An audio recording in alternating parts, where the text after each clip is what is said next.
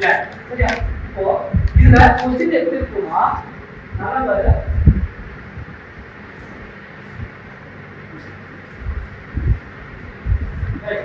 இதுல இருந்து இந்த மாதிரி ஒரு லைன் கொடுத்துருக்காங்க. இந்த லைன் அடைஞ்சா இது யாரமா போட்டுருக்காங்க. சரிங்க சார்? நடுவுல இந்த மாதிரி ஒரு ஆக்சிஸ் லைன் போட்டுருக்காங்க. மேல யாரமா போட்டுருக்காங்க.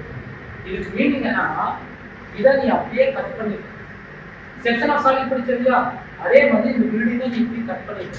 சரியா? பேரமார்க் எப்படி ஃபேஸ் ஆயிருக்கு மேல அப்படின்னா நீ இங்க இருக்கா புரியுதா? பேரமார்க் மேல பார்த்துட்டு இருந்தா நீ எங்க இருக்க இங்க இருக்க.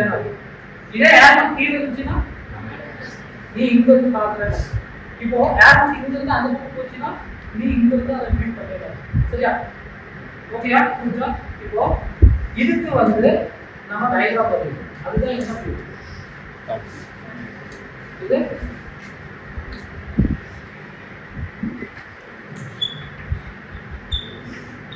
எதுவும் செக்ஷன். அப்போ இந்த டயக்ராம் வந்து என்னென்ன இருக்கும் பிளான் இருக்கும் எலவேஷன் இருக்கும். அதாவது front elevation right opposite elevation அதுக்கப்புறம் மெயின் என்ன செக்ஷன்.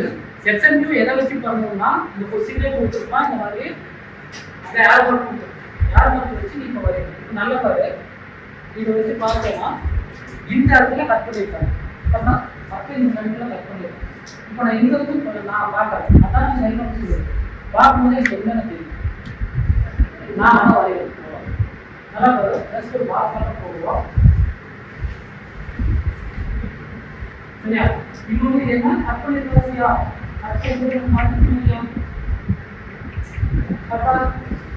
ஏன்னா அந்த வால் கட் பண்ணிருக்கு இல்லையா அந்த வால் வந்து நம்ம அப்படியே காமிக்கணும். அதுக்கப்புறம் ராணியும் கட் பண்ணியிருக்காங்க இல்லையா இந்த இடம் கீழும் கட் பண்ணியிருக்காங்க இல்லையா. ஸோ அதுக்கும் நம்ம என்ன பண்ணுவோம்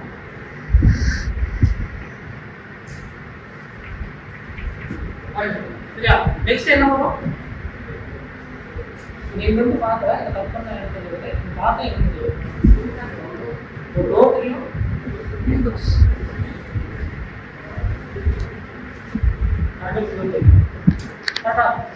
இதுதான் என்ன வியூ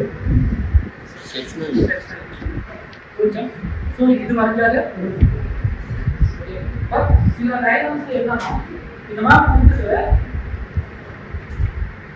இது வந்து ஒரு 4,000 இது வந்து 5,000 அந்த மாதிரி கொடுத்துருக்காங்க.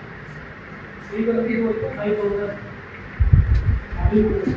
அவ்வளோதான் முடியும். சரியா? அப்போ நம்ம நினைக்கலாம் சார் அவங்க ஓவரால 4,000 கொடுத்துருக்காங்க 5,000 கொடுத்துருக்காங்க. அப்போ இந்த விண்டோஸ் போர்டெல்லாம் நான் எவ்வளோ சைஸில் வைக்கணும் எவ்வளோ ஐன்ஸில் வைக்கணும் நமக்கு ஒரு இது இருக்குல்லையா நல்லா புரிஞ்சுக்கோ.